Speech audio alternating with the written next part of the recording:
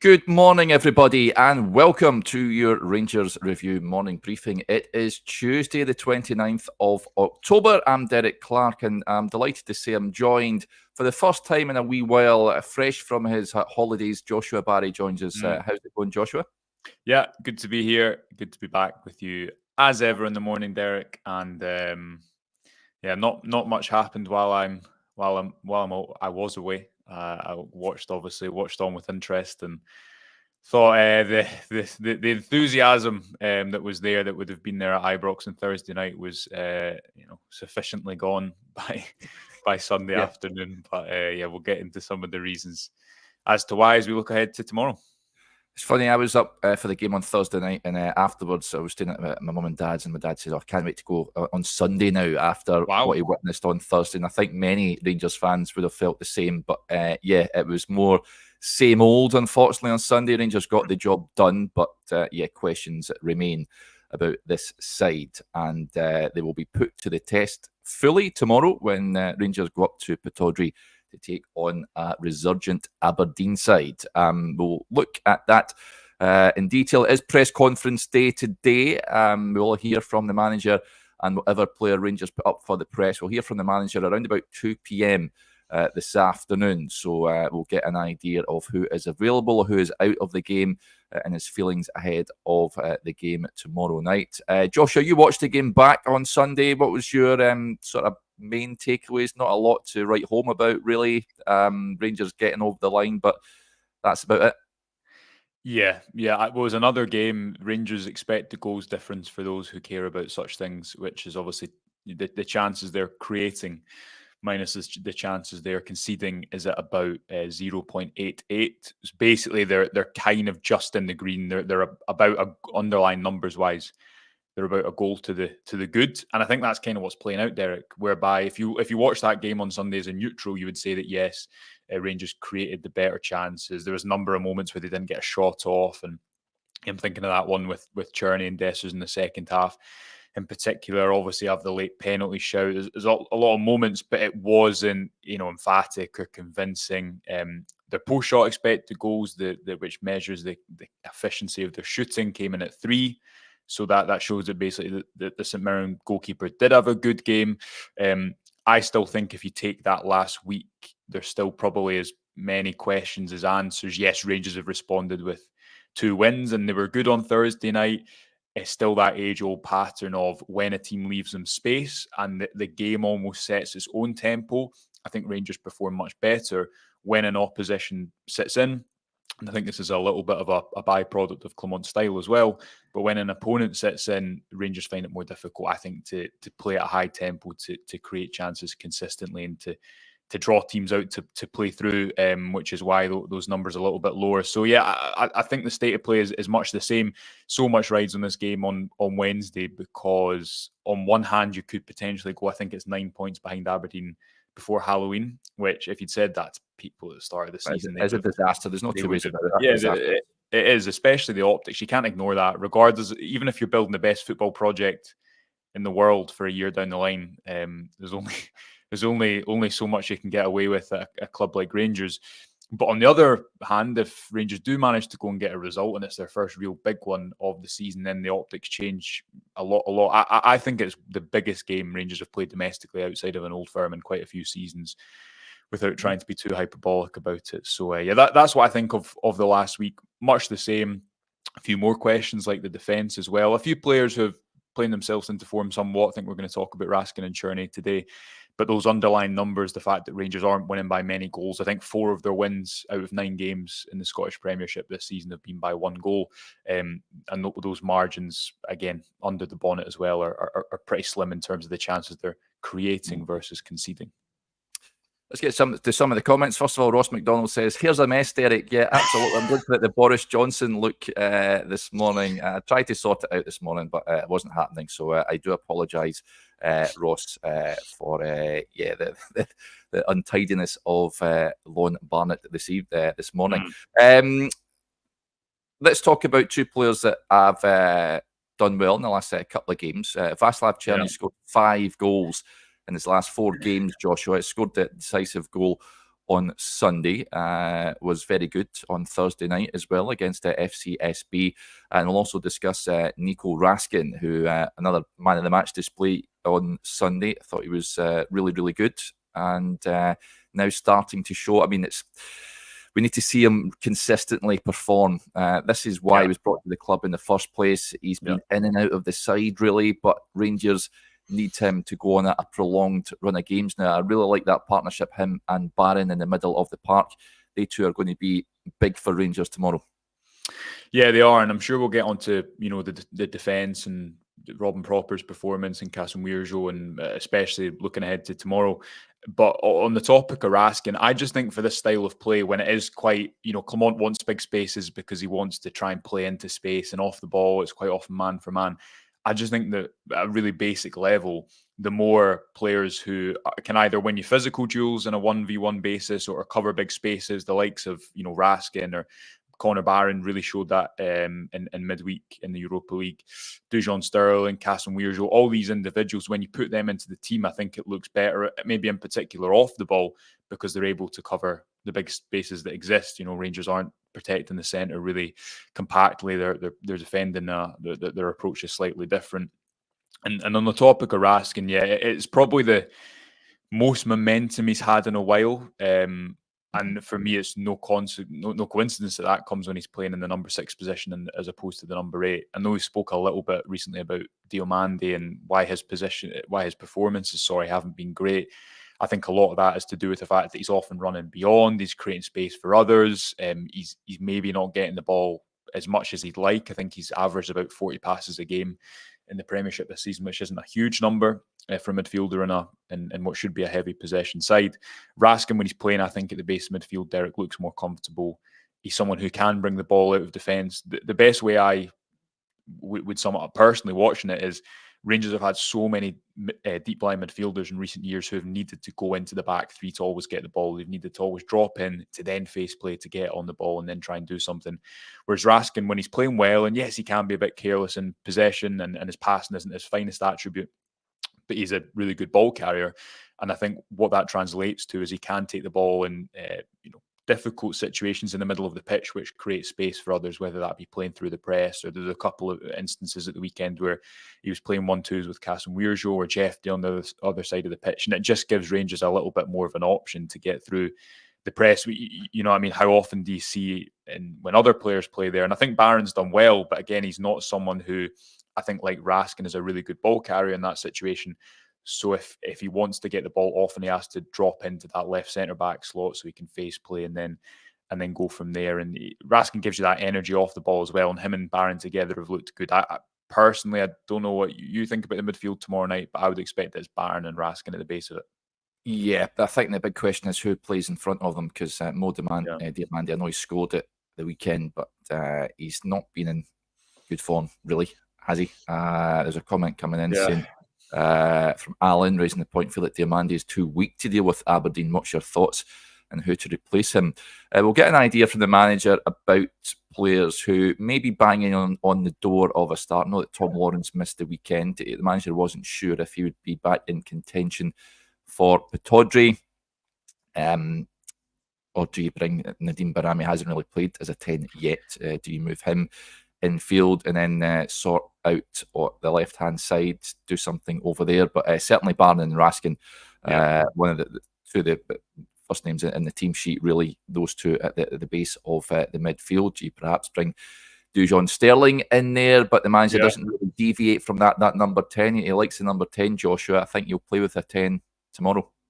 Yeah, Dujon Sterling, I believe he's had a issue over the last month, which now should be sorted. I thought he looked more like his old self, kind of from the bench. It was only 15, 16 minutes maybe we saw of Dujon Sterling, but created a couple of opportunities. It hasn't really got going this season, but as I say, I believe that issue that has disrupted his last month, he wasn't even in the squad, I believe, for the Kilmarnock game a week last Sunday. It should now be resolved, and hopefully that translates to him getting more consistent minutes, which again he hasn't been able to do this season. The shape is going to be the same. Clement just doesn't change that, and there'll be a lot of criticism around that when things aren't going well. Equally, if a manager does change things all the time. That attracts its own criticism, but we know he's going to go for that shape. I think the question is, how does he get certain profiles in that starting 11? Is he going to stay with Robin Proper, who, you know, I've spoke about before, and I thought he started actually pretty well at Rangers, but over the last couple of weeks, you can't deny that his physicality has been targeted, and he struggled in 2 successive games with that physical battle. Now, who'd Aberdeen play up front? Will that impact Clement's decision making? I think you need to get Kasanwirjo in there, because again, Rangers are in a position where, when a few players are playing well, the form of the team probably isn't good enough to merit keeping those individuals out of the team. And now Tavernier is obviously going to come back in at right back, so it begs the question, especially if John Souttar's fit, where does Kasanwirjo play? And then similarly for the likes of Dujon Sterling, who, you know, is he match fit enough to go and play 90 minutes, or is his impact more likely to come from the bench? You'd expect that it is in kind of midfield positions that Dujon Sterling's minutes arrive. And similarly for Kasanwirjo, I think it's almost more likely at the moment, Derek, that if he's gonna make a position his own this season, it's probably going to be a centre half. We've seen enough to know that Clement isn't going to. He might rotate Tavernier, as we saw for the first time at the weekend. I don't think he's going to drop him. So then, where does Kasanwirjo play minutes? Could potentially most likely be a centre half with the option to move to right back at different points. So it's going to be intriguing to see what Clement does there, because I personally think on the back of that performance at the weekend that he needs to stay in that team. Yes, Robin Proper would have concerns about him starting at the heart of the defence. Every player can have a bad game, but I would rather have the physicality that Kasanwirjo provides rather than Robin Proper, and whether it's John Souttar who comes back and takes his place at the heart of the defence, or Leon Balogun. Interestingly, Kasanwirjo was speaking after the game on Sunday. It was part of the embargoed press conference. It was released over on our YouTube channel yesterday. You can go and have a watch of it, folks. But he spoke about the advice that James Tavernier gave him as he started at right back at the weekend. He says, before the game to me, he just said, enjoy the game. Quality you can play. He said to me, don't look at it like I'd replace James Tavernier, just play for the team. And he said, just enjoy. I think it helped a lot. Everybody speaks with me, speak with other guys. He's a father of the team, so it's good for the young boys to have somebody like this. And he says, I want to start every week, but it's up to the coach and up to me how I train to give the best impression of myself, and look day by day how it was going. So just a small snippet of what Narecio Kasanwirjo had to say after the game on Sunday. Yeah, Joshua, I'm starting him at the heart of the defence. I think Rangers do have to start him.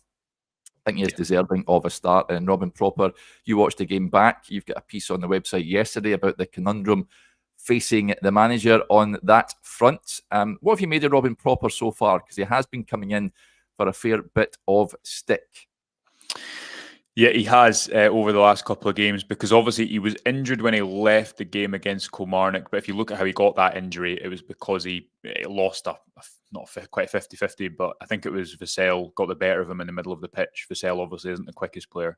And over the course, I think he probably won that battle against Proper away at Kilmarnock. And then, memory serves me, Leon Balogun had already been readied to come into the game. Now, whether there was some knock that Proper picked up in the first half or not, I'm not entirely sure. But it is 2 games where he's been taken off around the hour mark. Where do I sit on it? Probably somewhere in the middle, which maybe is 2 on the fence. But I thought he started actually relatively well. And he had probably a quiet couple of months. The difficulty I think you've got with Proper is he's not a physical defender. He's someone who relies on reading the game. He's played at a good level, and the fact that he's captain 20 to a third place finish in the Eredivisie. We've seen players come from the Eredivisie before and struggle in Scottish football, and he's not an aerially dominant centre half who you'd maybe pick for physical duels. And I guess that's maybe the issue that people are identifying at the moment. I think he's good on the ball. I think he not always, especially when he plays on the left-hand side, you're not always seeing him play through the press and play incredible passes. But I do think he's helped improve a build-up that wasn't very good from Rangers last season to invite a little bit more pressure and try and be a bit more comfortable on the ball. He's happy inviting pressure. But then off it, when Rangers play in this system, and the game that comes to mind last season, Derek, I remember Connor Goldson up against Theo Blair. It was Theo Blair who went to France from Motherwell after that fantastic season. when you're playing in this man-for-man system, I think it can expose defenders so much when they're having a bad game. But it also relies a lot on their physicality. So when the game is settled, he's more comfortable, I think, attacking the space ahead of him. And he is someone who's played in that kind of man-man system because he's grown up in Dutch football where that's pretty common. The difficulty is Scottish football can just be so direct and so physical. And opponents rely so much on winning those duels, and it's been successive games now where he's been targeted. Because actually, if you look at the St Johnstone game before the international break, yes, Rangers didn't concede any goals, although they were pretty fortunate to not concede any. If you watch that game back, and especially look at where St Johnstone had a few chances late on, but time and time again, they tried to play the ball in behind proper. And I think actually it was Suter's performance on that day that covered quite a few mistakes. So there's been hints of this coming. I guess the question now is, as an experienced defender, how does he respond to it? Does he need a lot of pace alongside him? You know, Kasanwirjo and Proper was a centre-back idea that was floated earlier in the season, but John Suter is probably the first pick in that area at the moment, and he's the first pick on the right-hand side. So I think he started okay. To summarise, the last couple of games have showed those weaknesses that opponents will now try and target consistently. And it's going to be interesting to see, especially as an experienced defender, how he responds to that. Whether it is just a bad couple of games, was he carrying a knock going into that game at the weekend off the back of Kilmarnock? Does he need a faster defender alongside him? But there's no question you can't dress it up. He really, really struggled at the weekend. And when you're going to an away game like Aberdeen, where they've started the season really well, but I'd imagine they still will be pretty direct at the top end of the pitch at points if Proper is playing. How does Clement respond to that? I think is a big call to make there because he's trusted him so far and he's put him right in. But I'm with you. Even if Kasanwirjo was playing left centre half, which he's not done so far, he's looked pretty calm in every situation so far. Yeah. Again, that's something that comes up when you speak to former coaches of his. He's come through the Ajax academy. He's used to having a lot of the ball and looks a pretty composed player. I'm with you. I think he merits keeping his place in that team. Yep. Look with the point here. He says, will we ever see Nsiala this season?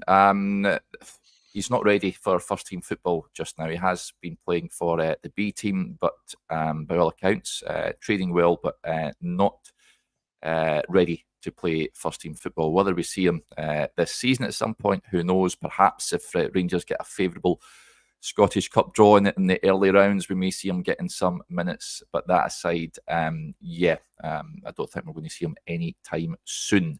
Scott with the point says, I would use Kasanwirjo and Balogun at centre-back tomorrow. A big call for the manager. I've got concerns around the back line. I don't think it's strong enough, robust enough.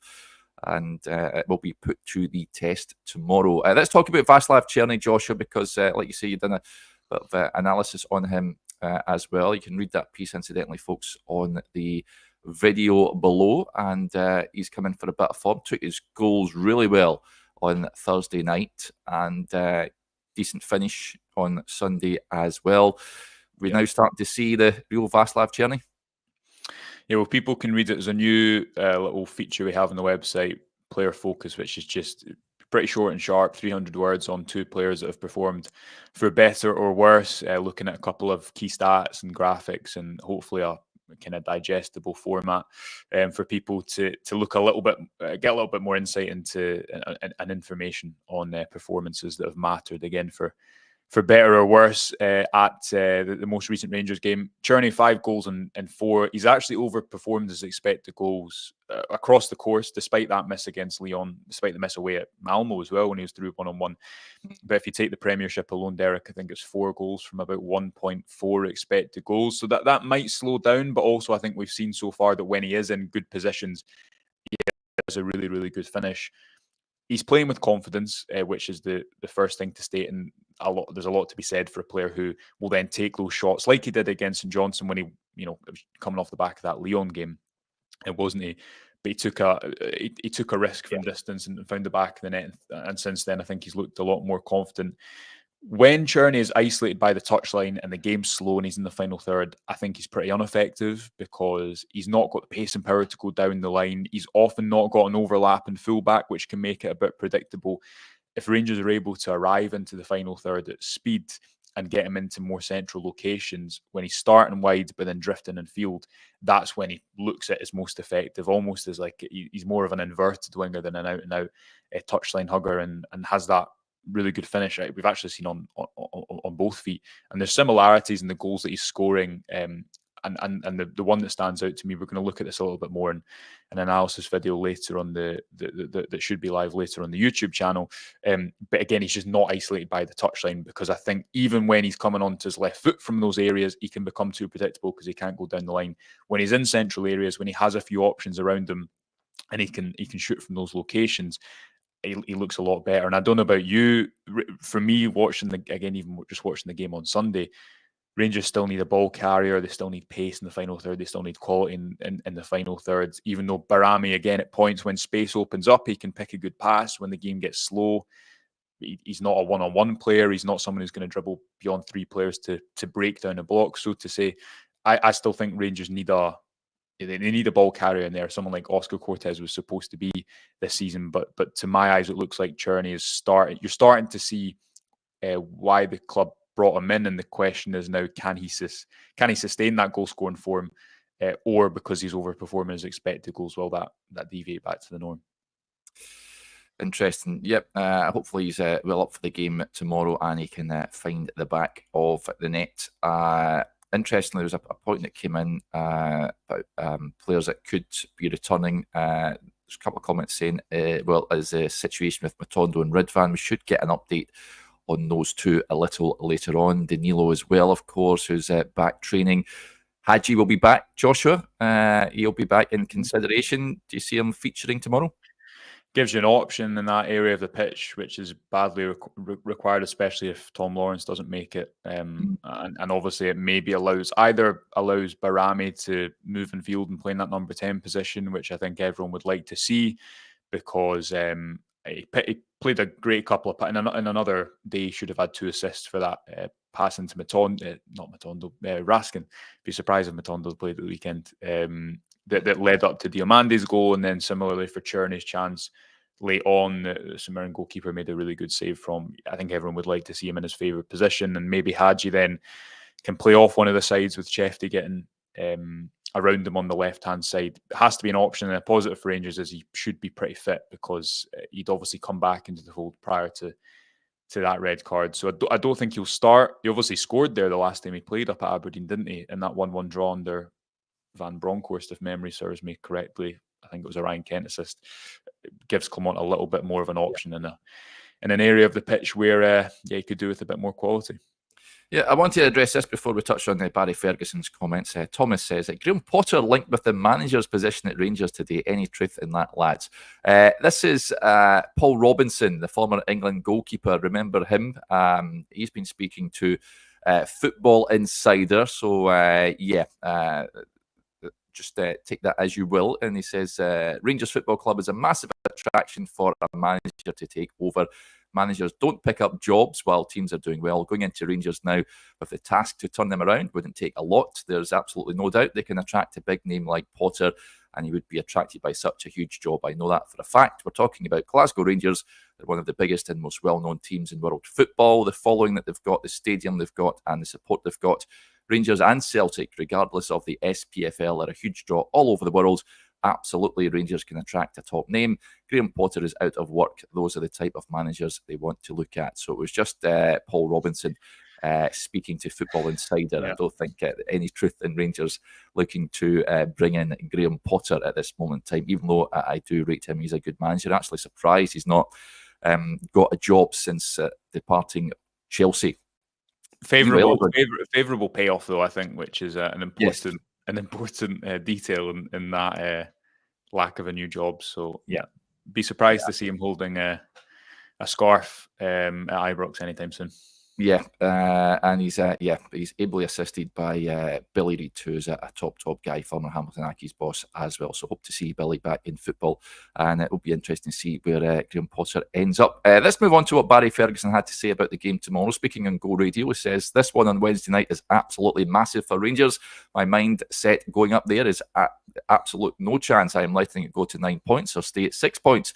That is the attitude you have to have. All credit to Aberdeen. They've had a fantastic start to the season and digging out some really good results. It is going to be tough, there is no doubt. But Rangers need to go and basically shut a few people up and go and show you've got the mentality, character and personality to go to a place like Pittodrie and make sure you come back down the road with 3 points. So that is what Barry Ferguson had to say about the game tomorrow night, Joshua. Where do you sit on it? I think it's must win for Clement. I think it's huge for him. You said it, probably the biggest match in years out with the Old Firm game for Rangers domestically. I would tend to agree. He has to get a result in this game. I think a draw is any good. If he gets a win, that could really act as a springboard this season.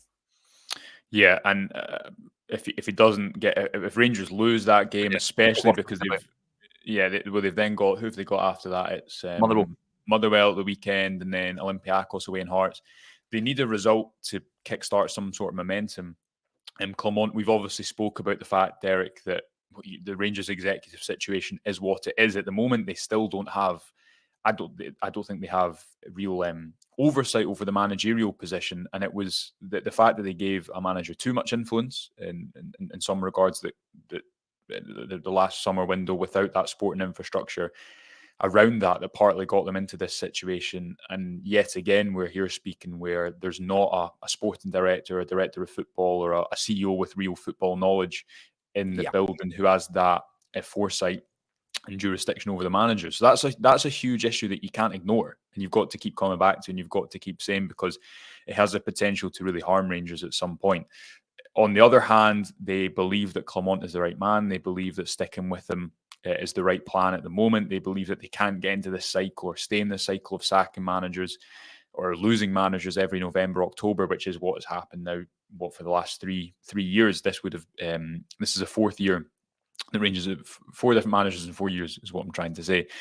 But with all that said, and with the fact that he is still strongly backed, and that's been the message really for the whole season, you've got to also look at the fans. You've got to look at the reaction after the Kilmarnock game. You've got to look at the fact that for anything to work long term, you need some sort of short term benefit.